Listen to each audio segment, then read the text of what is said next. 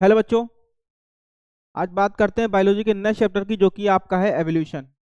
ठीक है। इसलिए बेसिकली हम लोग को पता होना चाहिए इस चैप्टर में हम लोग को क्या क्या पढ़ना है। तो सबसे पहले हम लोग बात करेंगे ओरिजिन ऑफ लाइफ की।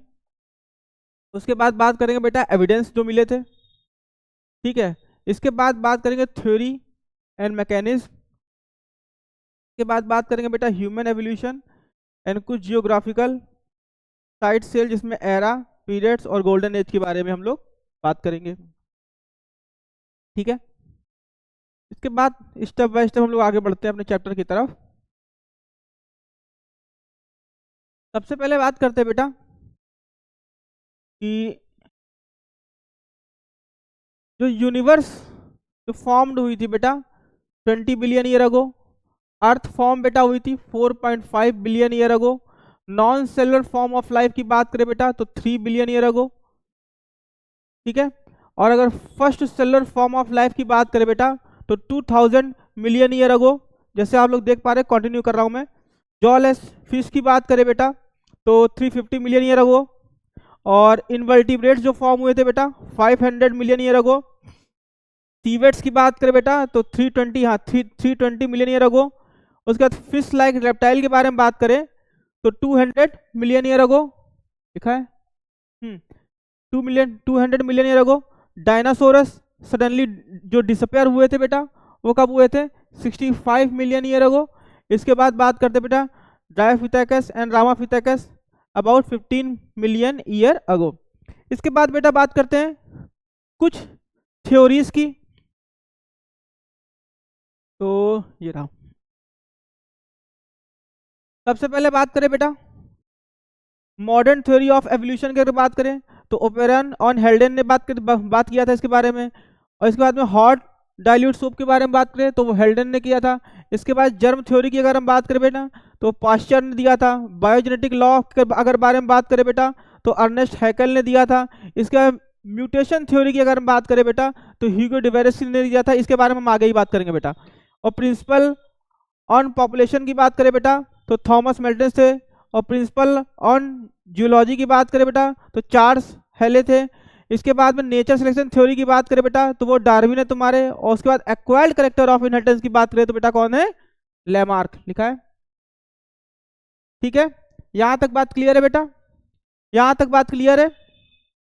ये रही आपकी modern theory, hot dilute soup, germ theory, biogenetic law, mutation theory, principal on population, principal on geology, nature selection और एक्वायर्ड करेक्टर ऑफ इनहेरिटेंस, जो कि आपने एक्वायर्ड किसने दिया था लेमार्क ने दिया था। ठीक। इसके बाद बात करते बेटा इसके बाद बात करते बेटा बिग बैंग थ्योरी की। इसमें हुआ क्या था बेटा बिग बैंग की अगर बात करें तो ह्यूज एक्सप्लोजन हुआ था। तो ह्यूज एक्सप्लोजन होने के बाद में क्या हुआ था यूनिवर्स एक्सपैंड हुआ था। क्या हुआ था यूनिवर्स एक्सपैंड हुआ था। जब यूनिवर्स एक्सपैंड हुआ था बेटा तो जो टेम्परेचर था वो डिक्रीज हो गया था। और जब डिक्रीज हुआ था तो कुछ गैसेस फॉर्म हुई थी जैसे कि H2 और हीलियम। है ना। Very good. यहां तक बात क्लियर है। बिग बैंग की बात करें बेटा तो ह्यूज एक्सप्लोजन हुआ था, यूनिवर्स तुम्हारा एक्सपेंड हो गया था, टेम्परेचर डिक्रीज हुआ था और गैसेस जो फॉर्म हुई थी वो H2 और हीलियम। यहां तक बात क्लियर है। यहां तक बात क्लियर है। इसके बाद बेटा सेकंड स्टेप देखो बेटा हुआ क्या था बेटा अर्थ के सरफेस पे मॉल्टन मास था। वहां पे क्या थे बेटा वाटर वेपर थे। ठीक है।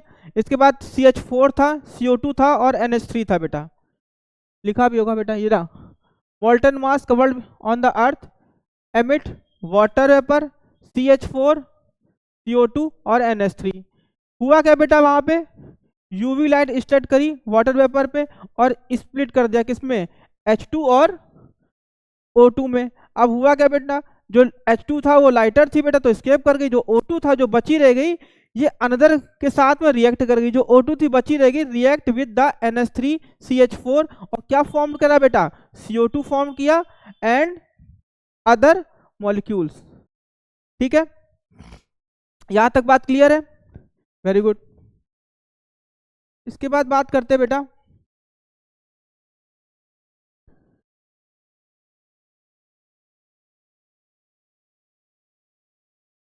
इसके बाद बात करें बेटा मिलर एक्सपेरिमेंट की। Is am audible. ओके। इसके बाद बात करें बेटा मिलर एक्सपेरिमेंट की। तो मिलर ने बेटा क्या किया था, ये देखो बेटा, उन्होंने, एक मिनट, सॉरी, उन्होंने बेटा जो गैस यूज की थी वो कौन सी थी, CH4 था, H2 था, NH3 था और वाटर वेपर था। टेम्परेचर कितना दिया बेटा, 800 डिग्री सेल्सियस के आसपास या वही था। और ऑब्जर्व क्या किया बेटा उन्होंने, फॉर्मेशन ऑफ अमीनो एसिड। क्या ऑब्जर्व किया बेटा, फॉर्मेशन ऑफ अमीनो एसिड। ठीक है, इसी से बेटा लाइफ हम लोग की आगे चली। इसके बाद बात करते बेटा, इसके बाद हम लोग बात करते बेटा, इस चैप्टर में है आपका, मैं रिवीजन करा रहा हूं बेटा इसीलिए फास्ट चलूंगा। इसके बाद बात करें एविडेंस ऑफ, इसके बाद बात करें बेटा evidence of evolution, morphology and embryology. ठीक है, अब बात करें embryological support of for evolution. बेटा किसके द्वारा प्रपोज किया गया था बेटा, ये अर्नेस्ट हैकेल के द्वारा में, लेकिन इसको बेटा डिसअप्रूव कर दिया था कार्ल अर्नेस्ट वॉन बेयर ने। ठीक है, इनके अकॉर्डिंग जो बेटा अर्नेस्ट हैकेल ने एम्ब्रियोलॉजिकल सपोर्ट किया था, जो सपोर्ट ऑफ एवोल्यूशन के बारे में बात किया था, उसमें क्या था कि मतलब एम्ब्रियोनिक स्टेज में बेटा जितने मैमल हैं उनका जो एम्ब्रियोनिक स्टेज रहेगा वो सेम रहेगा, लेकिन इस चीज को बेटा डिसअप्रूव कर दिया। किसने किसने किया था disapproved, Karl Ernst von Baer. ठीक है, इसके बाद बात कर रहे हैं बेटा होमोलोगस और एनोलोगस ऑर्गन के बारे में। क्या बात कर रहे हैं, होमोलोगस और एनोलोगस ऑर्गन। अगर होमोलोगस की बात करें बेटा, अगर होमोलोगस ऑर्गन की हम बात करें बेटा, तो होमोलोगस ऑर्गन में क्या होता है, उनका ओरिजिन सेम रहेगा। क्या रहेगा, ओरिजिन उनका सेम रहेगा। ठीक है, बट और क्या करेंगे, मे बी सिमिलर और डिफरेंट फंक्शन हो सकते हैं, और ये क्या शो करेंगे, डाइवर्जेंट एवोल्यूशन शो करेंगे। इसका एग्जांपल क्या होगा, 4 limbs of bones in mammal. ठीक है, और यही अगर एनालॉगस की हम बात करें बेटा, तो एनालॉगस में क्या होगा बेटा, डिफरेंट इन ओरिजिन, उनका ओरिजिन बेटा डिफरेंट है, लेकिन क्या है, फंक्शन एक जैसा है, सिमिलर फंक्शन। ठीक है, फंक्शन कैसा है बेटा, उनका एक जैसा है। ठीक, और ये क्या शो करेंगे, कन्वर्जेंट एवोल्यूशन शो करेंगे। क्या शो करेंगे, कन्वर्जेंट एवोल्यूशन शो करेंगे। इसका एग्जांपल की बात करें बेटा, विंग्स ऑफ बटरफ्लाई और बर्ड। ठीक है, स्क्रीनशॉट लेना चाहते हो ले लो बेटा।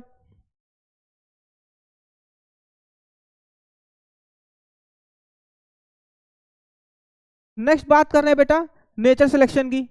नेक्स्ट बात करने जा रहे हैं नेचर सिलेक्शन की। अगर नेचर सिलेक्शन की बेटा हम बात करें बेटा,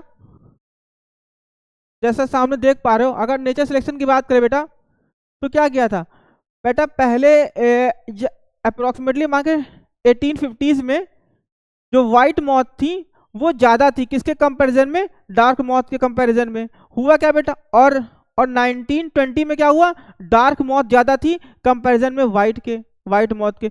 हुआ क्या, ये देखो बेटा 1850 में जब पॉल्यूशन नहीं था, तब इंडस्ट्रियलाइजेशन नहीं हुआ था, तो पॉल्यूशन नहीं था। जब पॉल्यूशन नहीं था तो बेटा ये जो पेड़ की छाल है, ठीक है, इस पे क्या है, व्हाइट वाले मॉथ भी बैठे हैं और ये देखो ब्लैक वाले मॉथ भी बैठे हुए हैं, लेकिन व्हाइट वाले मॉथ जो पेड़ की जो छाल है वो भी व्हाइट है, और ये व्हाइट है तो ये अपने आप को स्केप कर ले जाएंगे, बचा ले जाएंगे, और क्योंकि ये डायरेक्ट विजिबल हो रहे हैं तो बेटा इनका शिकार हो जाएगा। जब इनका शिकार हो जाएगा तो ये यहाँ पे कम होंगे और व्हाइट वाले ज्यादा होंगे। जैसे जैसे पॉल्यूशन बढ़ा तो जो पेड़ की छाल थी बेटा ये डार्क हो गई। अब हुआ क्या, ये जो व्हाइट वाले थे यहाँ पे, ये यहाँ पे साफ साफ दिखने लगे, वहां पे स्केप कर पा रहे थे अपने आप को, यहाँ पे साफ साफ व्हाइट वाले दिखने लगे। और जब व्हाइट वाले मौत यहाँ पे दिखने लगे और जो ब्लैक वाले थे, क्योंकि इसकी जो छाल थी बेटा वो ब्लैक हो चुकी थी, तो ये अपने आप को हाइड कर ले गए।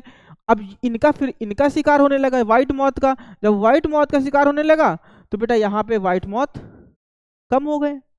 वही तो बोला गया इन्होंने ना, 1850 की अगर बात करें तो व्हाइट मॉथ ज्यादा थे as compare to dark moth के। और जैसे जैसे पॉल्यूशन बढ़ा, पॉल्यूशन बढ़ने के साथ साथ क्या हो गया, 1920s की अगर बात करें तो डार्क मॉथ वहां पे ज्यादा थे as compare to white moth. यहां तक बात क्लियर है, वेरी गुड। इसके बाद बात कर रहे हैं बेटा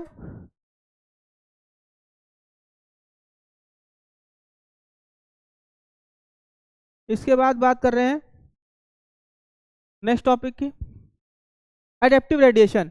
एडेप्टिव रेडिएशन में बेसिकली क्या हुआ बेटा, ये मान लो पर्टिकुलर आइलैंड है, ठीक है, यहाँ पे क्या हुआ, कुछ बेटा geographical area radiating different environment, यहाँ पे क्या हुआ, मान लो ये एक अलग, ये एक अलग, ये एक अलग, ये अलग, अब यहाँ का इन्वायरमेंट अलग है, यहाँ का इन्वायरमेंट मान लो अलग हो गया, यहाँ का इन्वायरमेंट मान लो अलग हो गया, तो इसमें क्या हुआ बेटा, एडेप्टिव रेडिएशन शो करे। एग्जाम्पल क्या हो गया, ऑस्ट्रेलियन मार्सुपियल और प्लेसेंटल मैमल के बारे में बात करें। अब अगर इसी को और याद रखना बेटा, more than adaptive radiation in a more than adaptive radiation in an isolated geographical area, उसे क्या बोला गया, कन्वर्जेंट एवोल्यूशन बोला गया है। एक जियोग्राफिकल एरिया में एक से ज्यादा एडेप्टिव रेडिएशन अगर शो होंगे तो उसे क्या बोला गया है, कन्वर्जेंट एवोल्यूशन बोला गया है। इसका और ऑस्ट्रेलियन मार्सुपियल और प्लेसेंटल मैमल, ठीक। इसके बाद स्क्रीनशॉट लेना चाहो बेटा ले सकते हो।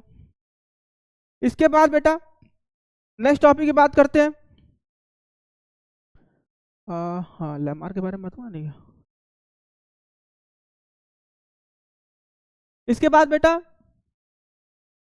लैमार्क के बारे में बात करते हैं बेटा। लैमार्क ने क्या बोला था, inheritance of acquired character. Lamarck के अकॉर्डिंग था बेटा, उन्होंने क्या बोला था, इनहेरिटेंस ऑफ एक्वायर्ड कैरेक्टर ने बात की थी। मतलब उन्होंने कहा था कि जैसे मान लो चलो कोई बॉडी बिल्डर है तो उसका जो आने वाला बच्चा होगा वो भी बॉडी बिल्डर होगा, तो बेटा ये तो गलत बात है, ठीक है। इसके बाद बात करें बेटा डार्विन की।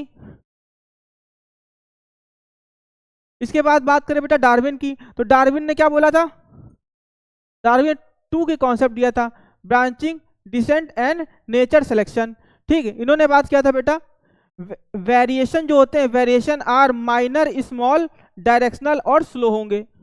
जो वेरिएशन होंगे वो माइनर होंगे, स्मॉल होंगे, डायरेक्शनल होंगे और वो स्लो होंगे, धीमे होंगे। लेकिन जो ह्यूगो डिवेरिस थे बेटा, इन्होंने क्या कहा था, एवोल्यूशन बाय म्यूटेशन, ठीक है, एवोल्यूशन बाय म्यूटेशन। इन्होंने क्या बोलता, वेरिएशन आर लार्ज, वेरिएशन ज्यादा मात्रा में दिखाई देंगे, रैंडम, डायरेक्शनलेस। इसके बाद सिंगल स्टेप बोला था, उसी को बेटा साल्टेशन बोला गया था यहाँ पे, ठीक है। यहां तक बात क्लियर है, इज एवरीवन ओके। इसके बाद बात करते बेटा नेक्स्ट टॉपिक की। स्क्रीनशॉट लेना चाहो ले सकते हो बेटा। इसके बाद नेक्स्ट टॉपिक है बेटा हार्डी वेनबर्ग प्रिंसिपल।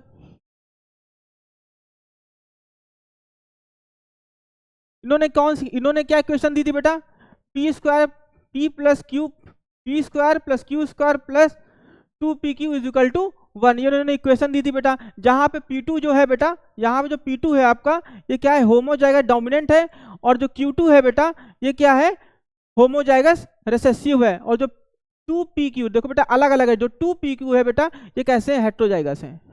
कैसे है बेटा, हेट्रोजाइगस है। कैसे है, हेट्रोजाइगस। यहाँ तक बात क्लियर है। अब इन बेटा ये पॉइंट इंपॉर्टेंट है, कुछ फैक्टर हैं जो इफेक्ट करते हैं ये वाले प्रिंसिपल को, वो कौन कौन से हैं, gene migration, genetic drift, mutation, nature selection और जेनेटिक रिकॉम्बिनेशन। मेरे साथ बोलते रहो बेटा, gene migration, genetic drift, mutation, nature selection और जेनेटिक रिकॉम्बिनेशन। यहां तक बात क्लियर है, ओके। इसके बाद बात करते हैं बेटा फाउंडर इफेक्ट की। इसकी बात करने रहा फाउंडर इफेक्ट की।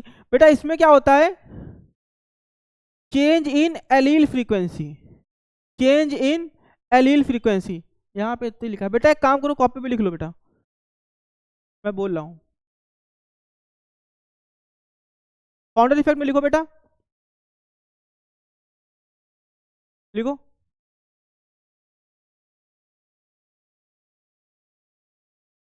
लिखो बेटा, लिखो sometime the change in allele frequency is so different in the new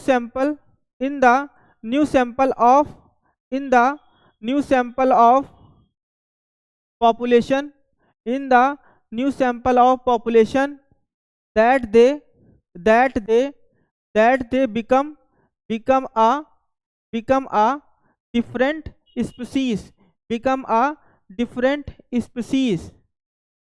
arrow लगाना बेटा, लिखो उसी के आगे the original, the original, the original drift population become founder. Founder का मतलब बेटा कुछ नया मिला है ना। इसके बाद बात करते हैं बेटा नेक्स्ट टॉपिक की, ठीक है, टाइप ऑफ नेचर सिलेक्शन। देखो बेटा यहाँ पे क्या हुआ, जब पॉपुलेशन बेटा इंक्रीज करेगी तो बेटा पीक पे चला जाएगा, वही तो हुआ है, ठीक है। और ये कैसा है, स्टेबलाइजिंग है बेटा। जब जब वो शिफ्ट करेगी एक स्पेसिफिक डायरेक्शन में तो बेटा जो ग्राफ रहेगा वो ऐसा बनेगा। ये कैसा है, डायरेक्शनल है, क्योंकि एक डायरेक्शन में शिफ्ट हो रही ना। इसके बाद बात करें बेटा डिस्क्रिप्टिव, मतलब इसमें क्या हो बेटा, डिस्क्रिप्टिव में डिस्ट्रॉइंग से याद रखना बेटा। अब यहाँ पे कोई चीज मान लो किसी भी जगह डिस्ट्रॉय किया तो जो पीक है बेटा वो डिस्क्रिप्टिव फॉर्म में आ जाएगी। ये देखो,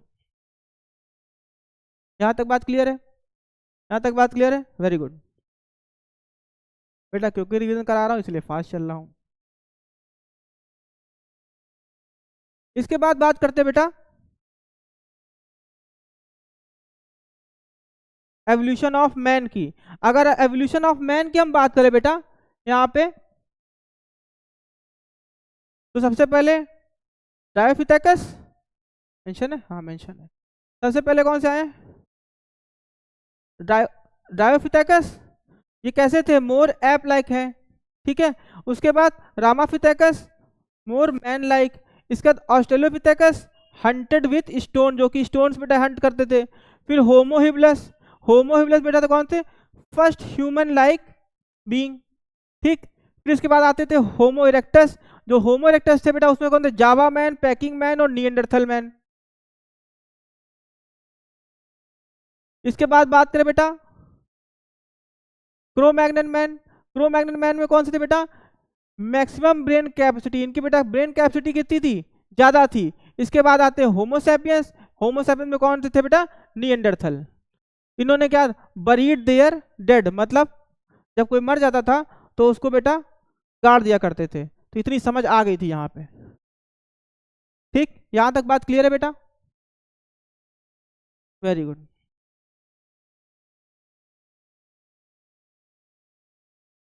इसके बाद नेक्स्ट बात करते हैं बेटा हाँ एरा,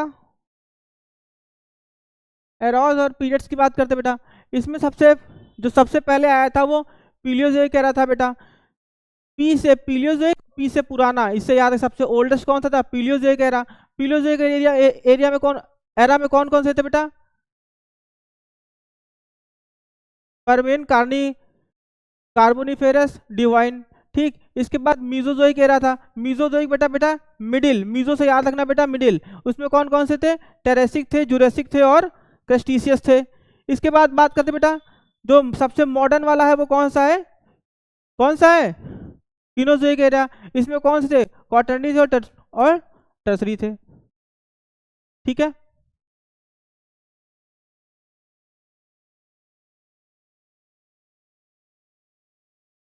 इसके बाद बात करते बेटा गोल्डन एज ऑफ प्लांट की, वही ना, हाँ। इसके बाद बात करने जा रहे हैं बेटा golden age of plant evolution बेटा। तो प्लांट की बात करें तो क्लासिफिकेशन की बात करते तो क्या क्या आता है, एल्गी, ब्रायोफाइट, टेल्डोफाइट, जिम्नोस्पर्म और एंजियोस्पर्म। फिर से रिपीट करो, एल्गी, ब्रायोफाइट, टेल्डोफाइट, जिम्नोस्पर्म और एंजियोस्पर्म। जो एल्गी थे बेटा ओरिजिनेटेड पहले ही हो गए थे, ठीक है। इसके बाद बात करते हैं जो पैलियोजोइक एरा था बेटा, उसमें क्या क्या, उसमें क्या और किसकी ओरिजिन हुई थी, तो ब्रायोफाइटा, टेल्डोफाइटा, जिम्नोस्पर्म की वहां पे क्या हुआ था, ओरिजिन हुई थी, किसमें, पैलियोजोइक एरा में। अब क्या बेटा यहाँ पे इनकी ओरिजिन हुई थी, मतलब यहाँ पैदा हुए थे, तो इनकी गोल्डन एज कौन सी होगी, जो इनकी गोल्डन एज थी बेटा वो मीजोजोइक एरा थी। तो golden age of Mesozoic era जो थी वो किसकी, ब्रायोफाइट, टेल्डोफाइट और जिम्नोस्पर्म की क्या थी, गोल्डन एज थी। पैदा कहाँ हुए थे बेटा, पैलियोजोइक एरा में। ओरिजिन कब हुई थी इनके, पैलेजोइक एरा में। लेकिन गोल्डन एज कौन सी थी? Mesozoic era. किनकी? ब्रायोफाइट, टेरिडोफाइट और जिम्नोस्पर्म की। ठीक है, और मीजोजोइक एरा में बेटा पैदा कौन हुआ था? एंजियोस्पर्म। ठीक, तो एंजियोस्पर्म की गोल्डन एज कौन सी हो गई? Cenozoic era. यहां तक बात क्लियर है? वेरी गुड, कुछ रटना नहीं है बेटा।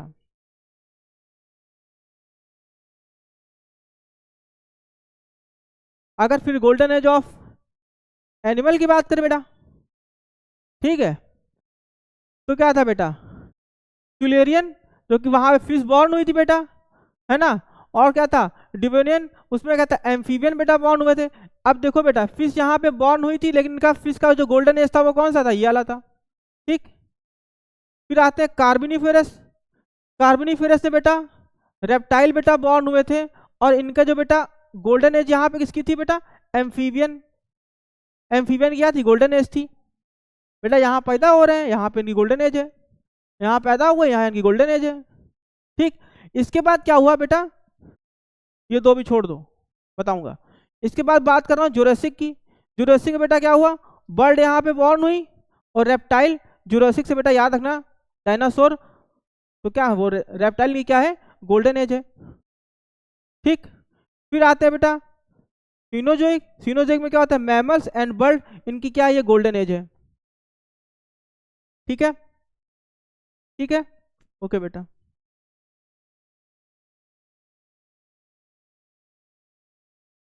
बात क्लियर है? इसी के साथ आपका चैप्टर समाप्त होता है। Very good, best of luck.